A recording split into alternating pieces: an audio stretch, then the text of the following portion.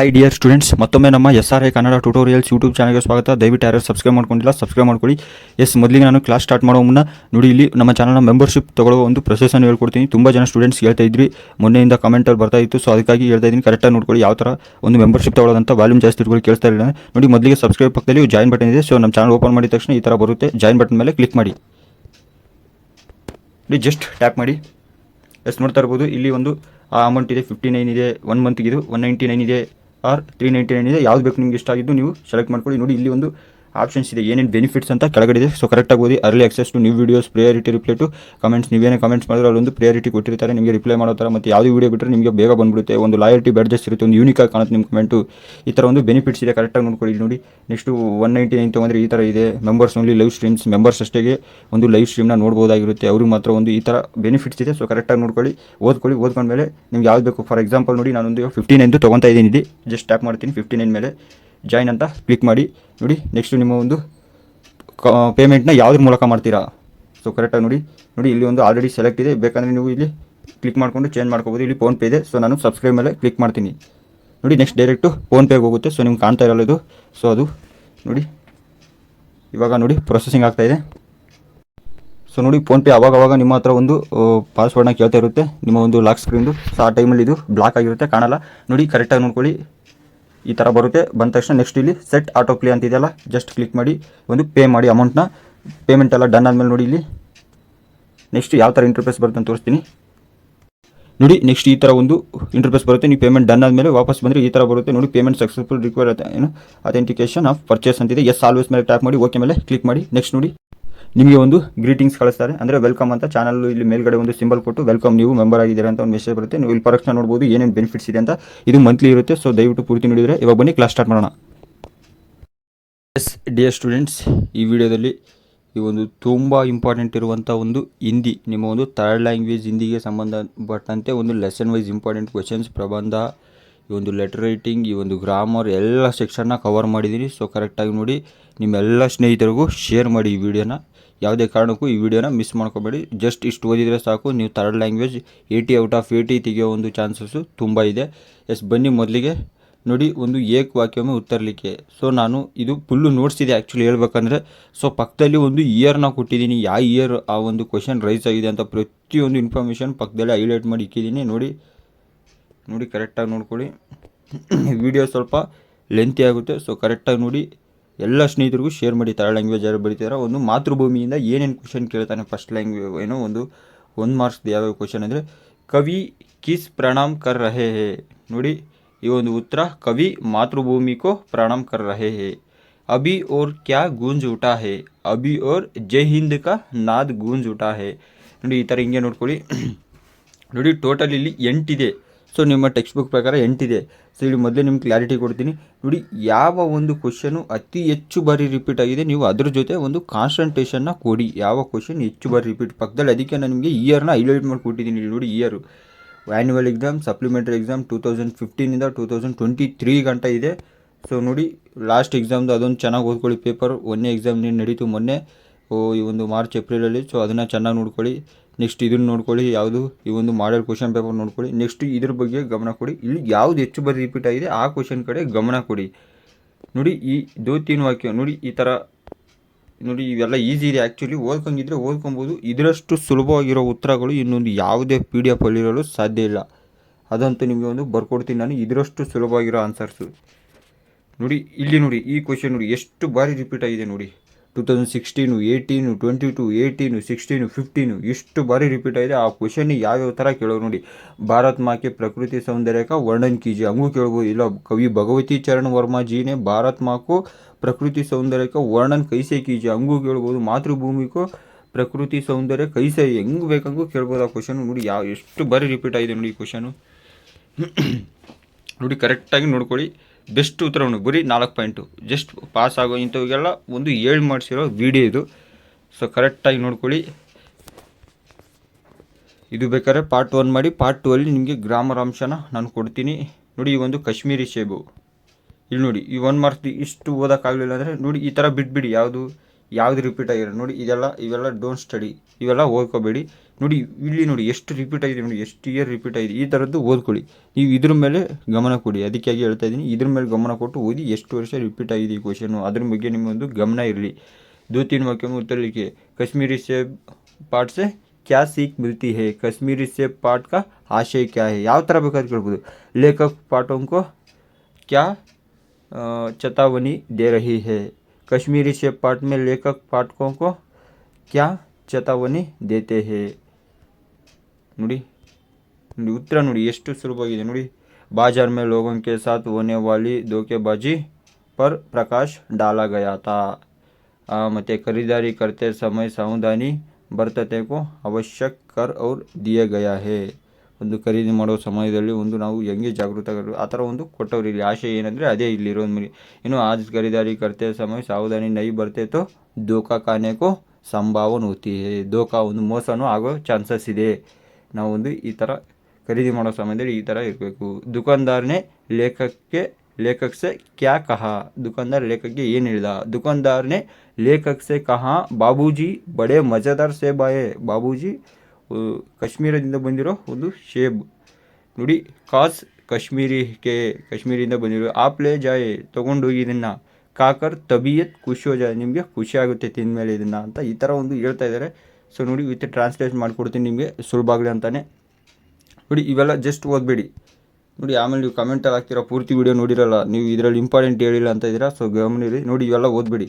ನಾನು ಹೇಳಿದ್ದೀನಿ ಯಾವುದು ಹೆಚ್ಚು ಬಾರಿ ರಿಪೀಟ್ ಮಾಡೋನು ಅಂಥವು ಮಾತ್ರ ಓದ್ಕೊಳ್ಳಿ. ನೋಡಿ ಗಿಲ್ಲು ಪಾಠದಿಂದ ಇದು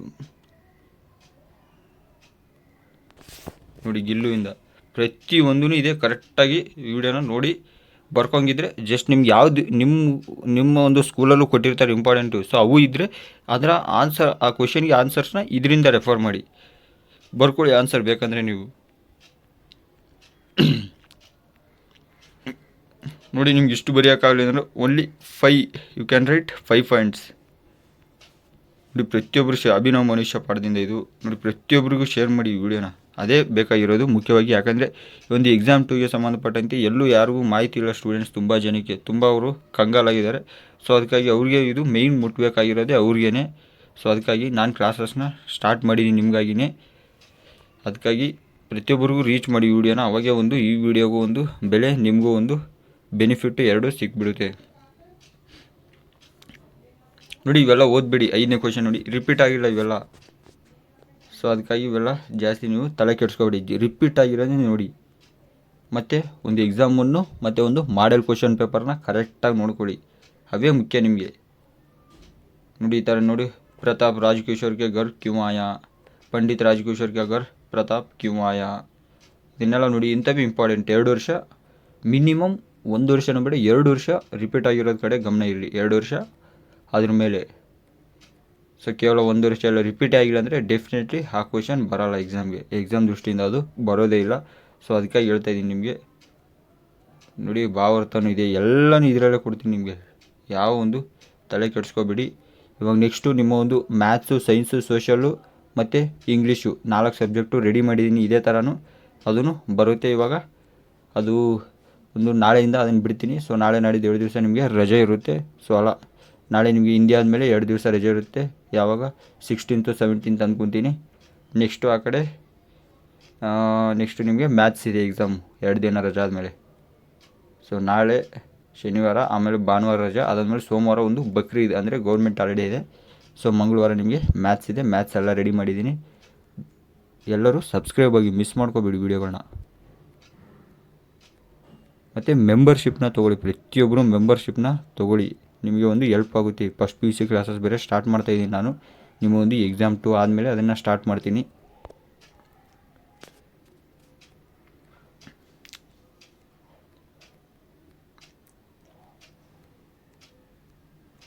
ಒಂದು ಮೆಂಬರ್ಶಿಪ್ ತೊಗೊಳ್ಳೋ ಪ್ರೊಸೆಸ್ನ ಫಸ್ಟೇ ಹೇಳಿದ್ದೀನಿ ಯಾವ ಥರ ತೊಗೋಬೇಕಂತ. ಸೊ ಜಸ್ಟ್ ಒಂದು ತೊಗೊಂಡ್ರು ಒಂದು ನಮಗೂ ಒಂದು ಹೆಲ್ಪ್ ಮಾಡ್ದಂಗೆ ಅದು. ಸೊ ನಿಮಗೂ ಒಂದು ಬೆನಿಫಿಟ್ ಏನಂದರೆ ಪ್ರತಿಯೊಂದು ನಿಮಗೆ ಅಲ್ಲಿ ಅವೈಲೇಬಿಲಿಟಿ ಇರುತ್ತೆ. ಸೊ ಮೆಂಬರ್ಸ್ಗೆ ಒಂದು ಲೈವ್ ಕ್ಲಾಸಸ್ ಇರ್ಬೋದು, ಅದೆಲ್ಲ ನಡೆಯುತ್ತೆ. ಸೊ ನೀವು ತೊಗೊಬೋದು. ಇಷ್ಟ ಇದ್ದರೆ ತೊಗೊಳ್ಳಿ, ಇಲ್ಲಾಂದರೆ ಇಟ್ಸ್ ಓಕೆ. ನೋಡಿ ಇದೆಲ್ಲ ಓದ್ಕೋಬೇಡಿ. ಏನು ಸಾಂಪ್ನೆ ದೋಸ್ತೋಂಕೋ ಕ್ಯಾ ಸುಜಾವ್ ದಿಯಾ, ಇವೆಲ್ಲ ಓದ್ಕೋಬೇಡಿ.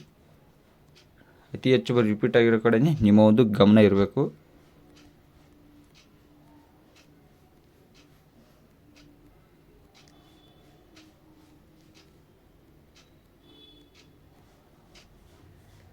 ನೋಡಿ, ಇದು ಒಂದು ರೋಬೋಟ್. ಇದರಿಂದ ತುಂಬ ಅಂದರೆ ತುಂಬ ಕಮ್ಮಿ ಕೇಳೋರೆ. ಹೈಯೆಸ್ಟ್ ಕ್ವೆಶನ್ಸ್ ಇಲ್ಲಿಂದ ಒಂದು ರೈಸ್ ಆಗಿಲ್ಲ. ಸೊ ಜಾಸ್ತಿ ಗಮನ ಕೊಡಬೇಡಿ. ನೀವು ಆಲ್ಮೋಸ್ಟ್ ನೀವು ಬರೀತಿರೋದೇ 2ನೇ ಎಕ್ಸಾಮ್. ಸೊ ಆಲ್ಮೋಸ್ಟ್ ಹಲವರು ಒಂದು ಮಾರ್ಕ್ಸ್ ಇಂಪ್ರೂವ್ಮೆಂಟಾಗಿ ಬರೀತಿದ್ದೀರಾ, ಕೆಲವರು ಒಂದು ರಿಪೀಟರಾಗಿ ಬರೀತಾ ಇದ್ದೀರಾ. ಸೊ ಅವರೆಲ್ಲ ಈ ಪಾಠ ಬಗ್ಗೆ ಜಾಸ್ತಿ ಕೊಡಬೇಡಿ. ಈ ಬಚೇಂದ್ರಿ ಪಾಠ ಇಂಥವೆಲ್ಲ ಚೆನ್ನಾಗಿ ಓದ್ಕೊಳ್ಳಿ. ಕೆಲವೊಂದು ಪಾಠಗಳಿವೆ, ಅದು ಹೇಳಿದ್ದೀನಿ ನಾನು. ಸೊ ಅಂಥದ್ರ ಬಗ್ಗೆ ಸ್ವಲ್ಪ ಗಮನನ ಕಡಿಮೆ ಮಾಡಿ, ಅಷ್ಟೇನು ತಲೆ ಕೆಡಿಸ್ಕೋಬೇಡಿ ಅವು.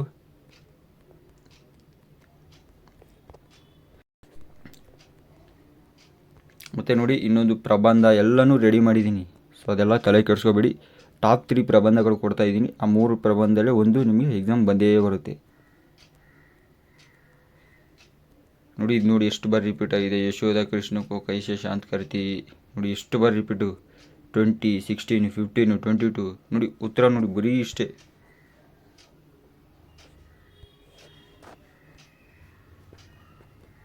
ನೋಡಿ ನೆಕ್ಸ್ಟು ಕರ್ನಾಟಕ ಸಂಪದ 15th. ಸೊ ನೋಡಿ, ಇದರಲ್ಲಿ ಬೆಂಗಳೂರು ಸಿಲಿಕಾನ್ ಸಿಟಿ ಕ್ಯೂ ಕಹಾ ಜಾತಾ ಹೇ, ಇದೊಂದು ಓದ್ಕೊಳ್ಳಿ. ನೋಡಿ ಇದೆಲ್ಲ ಗಮನ ಜಾಸ್ತಿ ಬೇಡ. ಏನೋ ನದಿಯೋ ಅವ್ರ ಜಲಾಶಯ ಅವೆಲ್ಲ ಒಂದೊಂದು ಯಾವಾಗ 4-5 ವರ್ಷದಿಂದ 16, 15 ಅವು ನಿಮಗೆ ಒಂದು ರಿಪೀಟ್ ಆಗಿತ್ತು. ನೋಡಿ ಇದು ತುಂಬ ಇಂಪಾರ್ಟೆಂಟ್. ನೋಡಿ ಇವು ನೋಡಿ, ಫಸ್ಟ್ ಕ್ವಶನ್ ಯಾವತ್ತೂ ಇಂಪಾರ್ಟೆಂಟೇ ಇರುತ್ತೆ ಅದು. ಸೊ ಕರೆಕ್ಟಾಗಿ ನೋಡಿ ಇದನ್ನು. ಕರ್ನಾಟಕಕ್ಕೆ ಪ್ರಾಕೃತಿಕ ಸೌಂದರ್ಯಕ್ಕೆ ವರ್ಣನ್ ಕೀಜಿಯೇ, ಅದು ಡೆಫಿನೆಟ್ ಕ್ವಶನ್. ಕೆಲವೊಂದು ಡೆಫಿನೆಟ್ ಅಂತಲೇ ಇದೆ. ಸೊ ಅಂಥ ಕ್ವಶನ್ಸ್ ನಾನು ಕೊಡ್ತಾ ಇರೋದು ನಿಮಗೆ. ಇದರಲ್ಲಿ ನಾನು ನಿಮ್ಗೆ ಹೇಳಿದ್ದೀನಲ್ಲ, ನೀವು ಏನು ತಲೆ ಕೆಡಿಸ್ಕೊಬೇಡಿ. ಯಾವುದು 2ಕ್ಕಿಂತ ಹೆಚ್ಚು ರಿಪೀಟ್ ಆಗಿದೆ 2 ವರ್ಷಕ್ಕಿಂತ, ಅಂಥದಕ್ಕೆ ನೀವು ಹೆಚ್ಚು ಒಂದು ಗಮನನ ಹರಿಸ್ಬೇಕು. ನೋಡಿ ಕವಿತಾದು ಕೋಶಿಶ್ ಕರ್ನೆ ವಾಲೋಂ ಕಿ ಕಭಿ ಯಾರ್ ನಹೀ ಹೋತಿ, ಇದು ಡೆಫಿನೆಟ್ ಆಗಿ ಬರುತ್ತೆ. ಒಂದು असफलता एक चुनौती है इसे स्वीकार करो. ಪೂರಕ ವಾಚನ ನೋಡಿ, ಶನಿ ಸಬ್ಸೆ ಸುಂದರ ಗ್ರಹ. ಇದರಿಂದ ನೋಡಿ ಡೆಫಿನೆಟ್ ಏನು, ಶನಿ ಗ್ರಹ ಸೌರಮಂಡಲಕ ಅತ್ಯಂತ ಖೂಬ್ಸೂರತ್ ಗ್ರಹ ಹೇ ಕೈಸೆ. ನೋಡಿ ಇದರಲ್ಲಿ ಡೆಫಿನೆಟ್ ಕ್ವಶನ್ಗಳಿವೆ. ಸೊ ಇದನ್ನು ಕರೆಕ್ಟಾಗಿ ನೋಡ್ಕೊಳ್ಳಿ ಯಾವುದ್ಯಾವುದಂತ. ನೀವು ಒಂದು ನೋಡಿದರೆ ನಿಮಗೆ ಒಂದು ಐಡಿಯಾ ಸಿಗುತ್ತೆ ಅಷ್ಟೇ.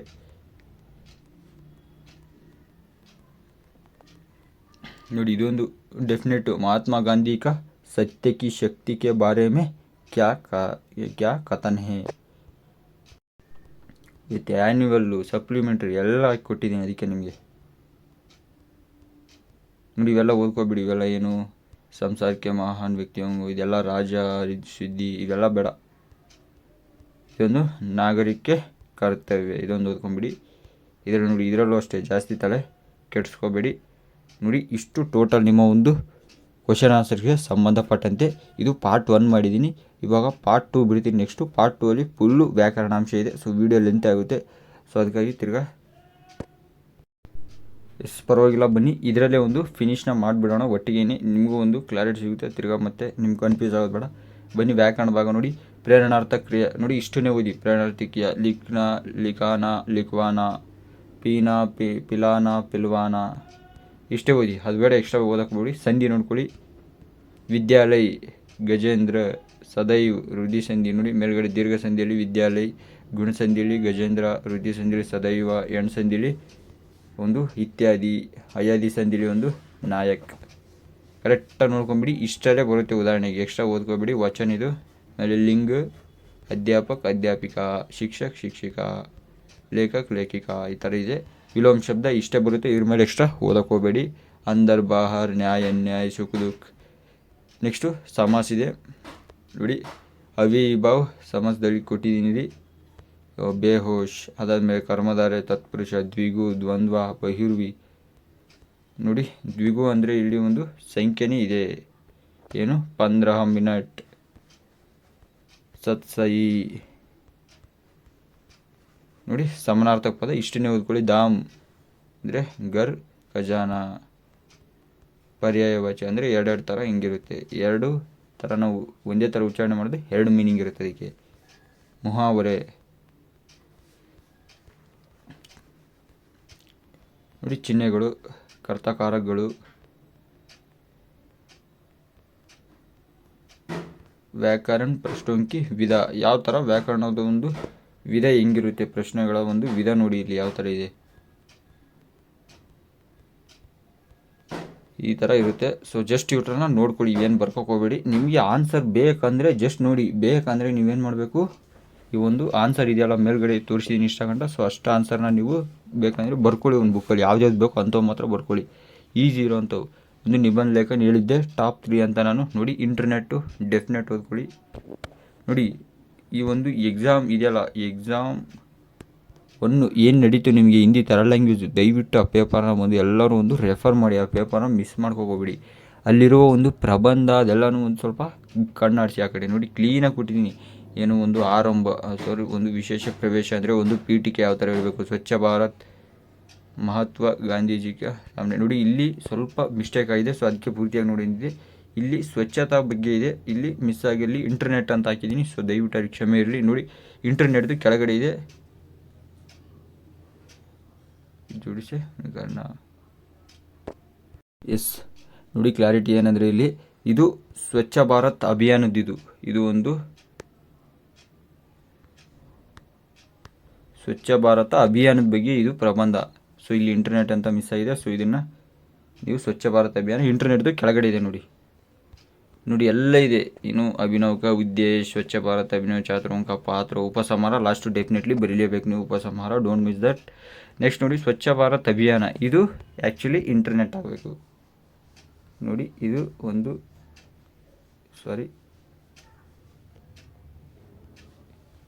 ಇದು ಇಂಟರ್ನೆಟ್, ಇದು ಒಂದು ಇಂಟರ್ನೆಟ್ ವಿಶೇಷ ಪ್ರವೇಶ. ನೋಡಿ ಮೊದಲು ಒಂದು ಪೀಠಿಗೆ, ಅದಾದಮೇಲೆ ಅದರ ಅರ್ಥ, ಅದಾದಮೇಲೆ ಅದರದ್ದು ಈ ಕಂಪ್ಯೂಟರ್ ಅಂತ ಬಂದರೆ ಅದರದ್ದೊಂದು ಲಾಭ ಬರಿಬೋದು ನೀವು, ಅದೇನು ವರದಾನ ಅದರಿಂದ. ನೆಕ್ಸ್ಟು ಅದರಿಂದ ಒಂದು ಹಾನಿ ಬರಿಬೋದು, ಅದರಿಂದ ಏನು ಒಂದು ಲಾಸಸ್, ಅದಾದ್ಮೇಲೆ ಲಾಸ್ಟ್ ಉಪಸಂಹಾರ, ಡೋಂಟ್ ಮಿಸ್ ದಟ್ ಅಂತ ಹೇಳಿದ್ದೀನಿ ನಿಮಗೆ. ಅದಕ್ಕೆ 1 ಮಾರ್ಕ್ಸ್ ಇದ್ದೇ ಇರುತ್ತೆ. ಮೇಲೆ ವಿಷಯ ಪ್ರವೇಶಕ್ಕೆ 1 ಮಾರ್ಕ್ಸ್ ಇರುತ್ತೆ, ವಿಷಯ ಬಾಡಿಗೆ 2 ಮಾರ್ಕ್ಸ್ ಇರುತ್ತೆ. ನೆಕ್ಸ್ಟ್ ಇದು ಉಪಸಂಹಾರ 1 ಮಾರ್ಕ್ಸ್ ಇರುತ್ತೆ. ಮತ್ತು ಜನಸಂಖ್ಯೆಗೆ ಸಮಸ್ಯೆ ಪ್ರಸ್ತಾವನೆ ಬರೀರಿ 1 ಮಾರ್ಕ್ಸು, ಜನಸಂಖ್ಯೆ ವೃದ್ಧಿಗೆ ಕಾರಣ ಏನಂತ ಬರೀರಿ. ಇದೆಲ್ಲ ಬಾಡಿ ಆಫ್ ದ ಇದು ಬಾಡಿ ಆಫ್ ದ ಮ್ಯಾಟ್ರ್. ನೋಡಿ ಪರಿಣಾಮ ಏನು, ಅದರಿಂದ ಉಪಚಾರ ಹೆಂಗೆ ಇದು ಮಾಡ್ಕೊಳ್ಳೋದು ನಾವು, ಅದರಿಂದ ಒಂದು ಉಪಸಂಹಾರ ಲಾಸ್ಟಲ್ಲಿ. ನೆಕ್ಸ್ಟು ಬೇರೋಜ್ಗಾರಿ, ಒಂದು ನಿರುದ್ಯೋಗ, ಬೇರೋಜ್ಗಾರಿ ಅಂದರೆ ಒಂದು ನಿರುದ್ಯೋಗದ ಬಗ್ಗೆ ಈಸಿ ಇದೆ, ಅದನ್ನು ಜಸ್ಟ್ ನೋಡ್ಕೊಳ್ಳಿ. ಇಲ್ಲ ನೀವು ಇನ್ನೊಂದರಲ್ಲಿ ಬರ್ದಿದ್ದೀರ ಅಂದರೆ ಇಷ್ಟಕ್ಕೆ ನೀವು ಅದನ್ನು ಓದ್ಕೊಳ್ಳಿ. ನೋಡಿ ಕನ್ನಡ ಮೇ ಅಂಗ್ರೇಜಿ ಮೇ ಅನುವಾದ ಕೀಜಿಯೇ. ನೋಡಿ ಇಷ್ಟೇ ಅಂಗ್ರೇಜಿ, ಇಷ್ಟರೇ ಬರುತ್ತೆ ನಿಮಗೆ ಒಂದು ಕನ್ನಡ ಮೇ ಅನುವಾದ ಕರೆ ಅಂತ ಕೇಳ್ತಾರೆ. ಸೊ ಇಷ್ಟನ್ನೇ ಕೇಳ್ತಾರೆ, ಎಕ್ಸ್ಟ್ರಾ ಇನ್ಯಾವುದು ಬರೋಲ್ಲ. ಸೊ ನಿಮ್ಮ ಹತ್ರ ಆಲ್ರೆಡಿ ಇರುತ್ತೆ, ಸೊ ಅವ್ರನ್ನೇ ಓದ್ಕೊಂಡವರು. ಇಲ್ಲ ನಾನು ಇದನ್ನೇ ಓದ್ತೀನಿ ಅನ್ನೋರು, ಸೊ ನಾಳೆನೇ ಇರೋದಲ್ಲ, ಅದಕ್ಕಾಗಿ ಓದಂಗಿದ್ದರು ಓದ್ಬೋದು. ಒಂದು ಲಾಸ್ಟು ಚುಟ್ಟಿ ಪತ್ರ ನೋಡಿ ಕರೆಕ್ಟಾಗಿ ಇದೇ ರೀತಿ ನೀವು ಒಂದು ಫಾಲೋ ಮಾಡಬೇಕು, ಕನ್ಫ್ಯೂಸ್ ಆಗಿಬಿಡಿ. ನೋಡಿ ಇದೇ ಒಂದು ಪರ್ಮನೆಂಟ್ ಪ್ರೇಷಕ್ ಗಗನ್ ಕೆ ನಾಯಕ್. ಆಮೇಲೆ 10वीं ಕಕ್ಷಾ ಸರ್ಕಾರಿ ಹೈಸ್ಕೂಲ್ ಕರೆಕಟ್ಟೆ ಚನ್ನಗಿರಿ ತಾಲೂಕು सेवा में प्रधानाध्यापक सी सरकारी हाई स्कूल करेकट्टे चन्नगिरी तालूक आदरणीय महोदय विषय बरेದು 3 दिन की छुट्टी मांगते हुए आमेले उपयुक्त विषय के अनुसार आपसे सविनय निवेदन है कि मैं बीमारी हूँ, ನನಗೆ ಒಂದು बीमारी ಅಂದರೆ ಒಂದು ಜ್ವರ ಬಂದಿದೆ, ಈ ಥರ ಬರೆದು ಲಾಸ್ಟು ಧನ್ಯವಾದ ಸ್ಥಳ ಧನ್ಯವಾದ ಸಹಿತ आपका आज्ञाकारी छात्र ಅಂತ ಬರೆದು ಫಿನಿಷ್ ಮಾಡಿದ್ರೆ ಇಷ್ಟೇ, ಇನ್ನೇನಿಲ್ಲ. ಲೆಟ್ರು ಫುಲ್ ಮಾರ್ಕ್ಸ್ ಸಿಗ್ಬಿಡುತ್ತೆ ಇಲ್ಲಿ. ನೋಡಿ ನಿಮ್ಗೆ ಹಂಗೆ ಕೇಳಲಿಲ್ಲ ಅಂದ್ರೂ ನಿಮಗೆ ಹಿಂಗೂ ಕೇಳ್ಬೋದು. ನೋಡಿ ಇಷ್ಟು 6 ಒಳಗಡೆ ನಿಮ್ಮ ಒಂದು ಲೆಟ್ರ್ನ ವಿಷಯ ಬರುತ್ತೆ. ಪತ್ರಲೇಖನ ಚುಟ್ಟಿ ಪತ್ರ ಈ 6 ವಿಷಯಕ್ಕೆ ಕೇಳ್ತಾರೆ. ಏನು ಮೇ ಅಸ್ವಸ್ಥ ಅಂದರೆ ಅದು ಸೇಮ್ ಅದೇ तबीयत ठीक नहीं हूँ, मैं बड़ी बहन की शादी है, मुझे गांव जाना है, हमारे गांव में त्योहार है, मेरी जन्म दिवस है, मेरे चाचा की शादी है. ಇವೇ ರೀಸನ್ಸೇ ಕೇಳಿ ನಿಮಗೊಂದು ಕ್ವಶನ್ ರೈಸ್ ಮಾಡ್ತಾರೆ. ಸೊ ಇಲ್ಲಿ ಔಟ್ ಆಫ್ 4 ತೊಗೊತೀರಾ. ನೋಡೋಲ್ಲ ಪೂರ್ತಿ ವೀಡಿಯೋ ನೋಡಿದ್ರೆ ಪೂರ್ತಿ ನಾನು ಇದರಲ್ಲೇ ಕವರ್ ಮಾಡಿದ್ದೀನಿ, ಲೆಂತ್ ಆಗಿದೆ.